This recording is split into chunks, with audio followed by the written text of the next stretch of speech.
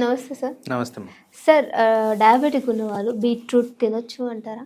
So basically diabetes ఉన్న వాళ్ళు ఎటువంటి పదార్థాలు తినొచ్చు అంటే గ్లైసెమిక్ ఇండెక్స్ లో ఉండేవి తినొచ్చు. బీట్రూట్లో డిపెండింగ్ ఆన్ ద ఫామ్, మనం తినే ఫామ్ బట్టి లో గ్లైసెమిక్ ఉండేదానికి ఛాన్స్ ఉంది. ఎలా అంటే బీట్రూట్ జ్యూస్ చేసుకొని తాగారనుకోండి, షుగర్ లెవెల్స్ త్వరగా వస్తాయి. అదే బీట్రూట్ సాలెడ్గా తినారనుకోండి పచ్చిగానే, షుగర్ లెవెల్స్ స్లోగా రిలీజ్ అవుతాయి. సో ఈ ఫామ్లో బెటరు, పర్టికులర్గా డయాబెటిక్ పేషెంట్స్లో.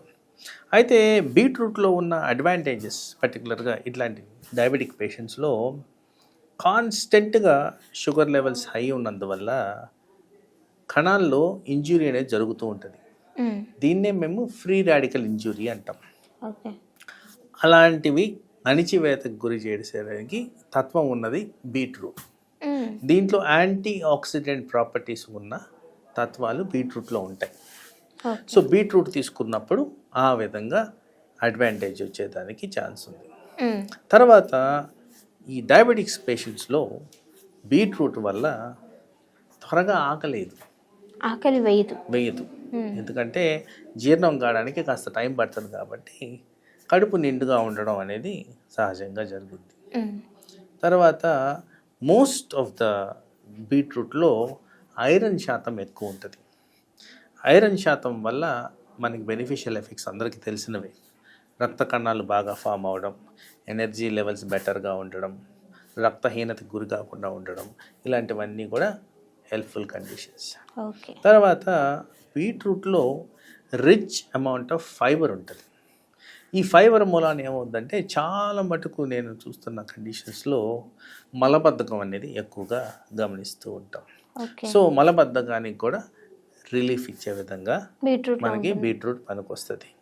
తర్వాత బీట్రూట్లోనే వైటమిన్ సి పోషక విలువలు బాగుంటాయి. దీంతో పాటు ట్రేస్ ఎలిమెంట్స్ అవి కూడా చాలా ఎక్కువగా ఉంటాయి. సో అందుకోసం ఓవరాల్గా చూసుకుంటే పర్టికులర్గా డయాబెటిక్స్ గురించి మాట్లాడుతున్నప్పుడు బీట్రూట్ వల్ల ఇన్ని డయాబెటిక్ పేషెంట్స్లో హెల్త్ బెనిఫిట్స్ వచ్చేదానికి ఆస్కారం ఉంది.